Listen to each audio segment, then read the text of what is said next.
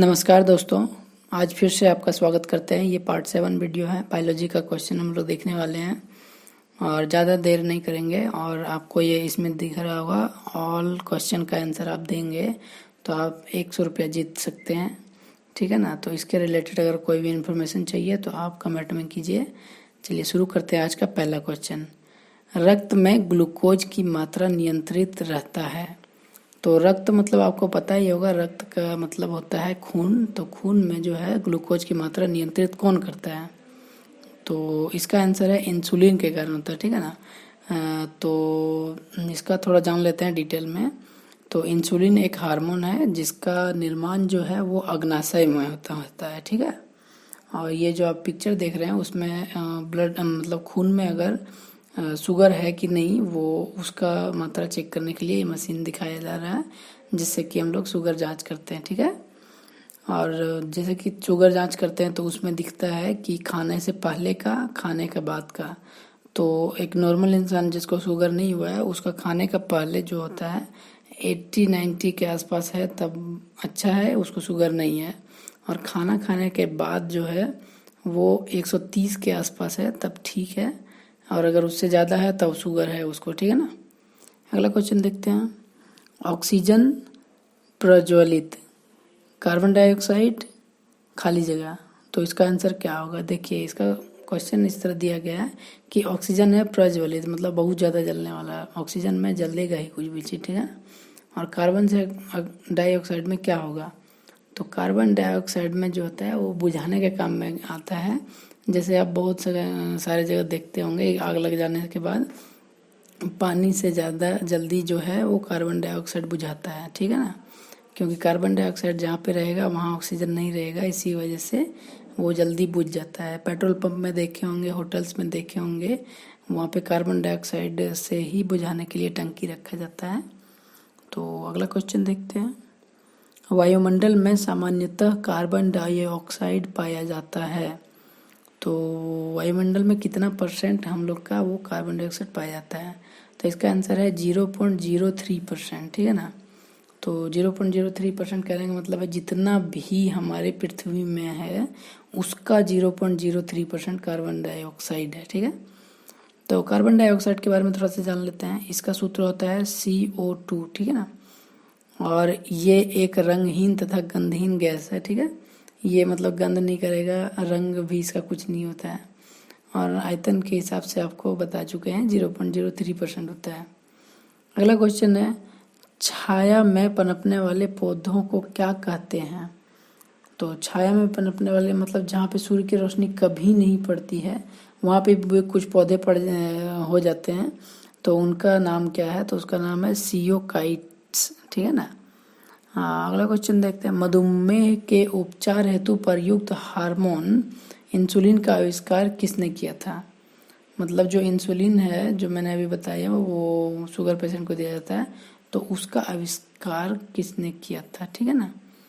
तो उसका आंसर है स्लीडेन एवन स्वान ने, ठीक है ना। देखिए दोनों का मैंने फोटो यहाँ पे डाल दिया है, इन्हीं दोनों ने उसका आविष्कार किया था। अगला क्वेश्चन है, मनुष्य में मुख्य श्वसन अंग क्या है? तो मुख्य श्वसन अंग यहाँ पे आपको क्वेश्चन दिख रहा होगा, फेफड़ा, नाक, ट्रेकिया, क्लोम।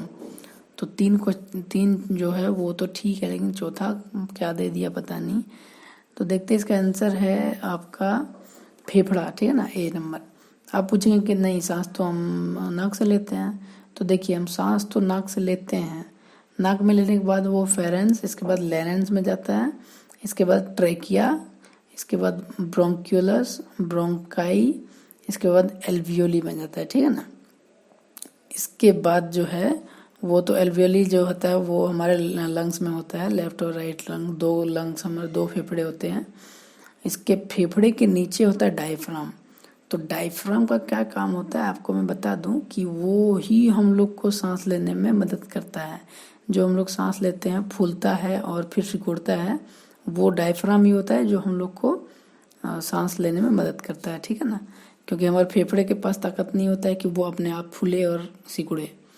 तो और डायफ्राम के बारे में एक चीज़ और मैं बता देता हूँ कि अगर डायफ्राम हमारा टूट जाए या फिर कुछ चोट लग जाए तो हम लोग के मरने के चांसेस बहुत ज़्यादा बढ़ जाते हैं, ठीक है ना। इसीलिए देखते होंगे कहीं एक्सीडेंट होता है तो पेट में चोट लगने से लोगों की मृत्यु हो जाती है, तो थोड़ा बच के रहिए। अगला क्वेश्चन देखते हैं, निम्न में कौन सी बीमारी श्वसन तंत्र से संबंधित है। तो श्वसन तंत्र से संबंधित है, इसका देखिए डायरिया दिया गया है, टीबी, निमोनिया दिया गया है। तो डायरिया आपको पता है कि वो लंग से संबंधित नहीं है, तो इसका आंसर हो जाएगा बी और सी, ठीक है ना। बी और सी में दिया गया था टीबी और आपका क्या दिया गया था, निमोनिया। तो ये दोनों लंग्स में होता है, फेफड़े में होता है, ठीक है ना। और डायरिया जो होता है वो उसको दस्त भी बोलते हैं, मतलब पेट खराब हो जाना, पतला पैखाना आना। अगला क्वेश्चन देखते हैं, उच्च रक्तचाप की अवस्था को क्या कहते हैं। तो आपको पता होगा कि इसको हाइपरटेंशन भी कहा जाता है। तो इसका जो हाइपरटेंशन कहाँ पे होता है आपको ये बता दूं कि वो जो हार्ट में होता है, ठीक है ना, हार्ट में होता है। तो देखिए एक फोटो में लेफ्ट में साइड में दिखाया गया कि नो हाइपरटेंशन, मतलब इसमें हाइपरटेंशन नहीं होने से जो होता है पंपिंग जो होता है वो नॉर्मली होता है, ठीक है। तो नॉर्मली होता है, ब्लड जो फ्लो होता है उसमें वो एकदम बहुत अच्छे तरीके से होता है, सीधे होता है। लेकिन जब किसी को हाइपरटेंशन हो जाता है तो वो ब्लड का सर्कुलेशन बढ़िया से नहीं हो पाता है, उसी को कहते हैं हम लोग हाइपरटेंशन, ठीक है। अगला क्वेश्चन है, मछलियों में उत्सर्जी पदार्थ क्या है। तो इसका आंसर है अमोनिया, ठीक है ना। तो अमोनिया है, तो इसका अमोनिया के बारे में थोड़ा जान लेते हैं। NH3 इसका रासायनिक सूत्र है और इसका जो है यूपेक नेम होता है एजीन, ठीक है ना। लेकिन इसका आप देख सकते हैं ये स्ट्रक्चर कैसा इसका होता है वो आप देख लीजिए। अगला क्वेश्चन है, पौधों में आवश्यकता से अधिक जल किस प्रक्रिया द्वारा बाहर निकाल जाते हैं।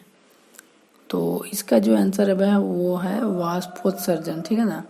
वाष्पोत्सर्जन आपको पता होगा कि हाँ यहाँ पे जो है पौधे में सबसे ज़्यादा, जैसे कि वो जड़ से बहुत सारे वो पानी को लेते हैं और पानी को लेने के बाद वो अपने पूरे तना में जहाँ जहाँ भी उसको पानी की आवश्यकता है वहाँ पहुँचाने के बाद खाना बनाने के बाद भी जो पानी बच जाता है उसको वो इवापोरेट कर देता है, ठीक है। वो सिर्फ दिन को होता है, रात को बहुत कम होता है, ठीक है। चलिए अगला क्वेश्चन है, निम्न में से किसे प्रकाश संश्लेषी अंगक कहते हैं। तो इसका आंसर आपको भी पता होगा कि पत्ता से हम लोग प्रकाश संश्लेषण होता है पेड़ पौधे में, जितने भी पेड़ पौधे हैं वो प्रकाश संश्लेषण द्वारा अपना भोजन तैयार करते हैं और उसी के वजह से वो जिंदा रहते हैं पेड़ पौधे, ठीक है ना। देखिए वो कार्बन डाइऑक्साइड लेते हैं और ऑक्सीजन छोड़ते हैं, ठीक है। और पानी तो वो अपने जो जड़ होता है वहाँ से लेते हैं, ठीक है। अगला क्वेश्चन है, पौधों में गैसों के आदान प्रदान के लिए रहते हैं। तो आपको अभी मैंने बताया कि रंध्र जो होता है वो उससे होता है, जैसे कि उसे पेड़ में जितने भी पत्ते होते हैं उनमें छोटे छोटे छिद्र होते हैं, उसी को रंध्र कहता है, ठीक है। उसी में से आपका लिया जाता है ऑक्सीजन, उसी से छोड़ा जाता है, कार्बन डाइऑक्साइड वो लेता है और ऑक्सीजन छोड़ देता है, ठीक है। उसको फोटोसिंथेसिस कहते हैं, ठीक है। फोटोसिंथेसिस सबसे ज़्यादा कौन से पौधे में होता है वो मैं बता दूं, जो भुट्टा का पेड़ होता है ना, ये वो मक्का का पेड़ उसमें होता है। इसके बाद आपका गन्ना का जो पौधा मतलब पेड़ होता है उसमें होता है। इसके बाद आपका एक और होता है सरगुम, ठीक है ना। इसका हिंदी आपको हमको नहीं पता है। और इसको जो होता है C4 प्लैनेट करते हैं, ठीक है। इसमें सबसे ज़्यादा फोटोसिंथेसिस होता है, मतलब आपका ये ऑक्सीजन सबसे ज़्यादा इसी से निकलता है, ठीक है। अगला क्वेश्चन है, फेफड़े का आकार कैसा होता है।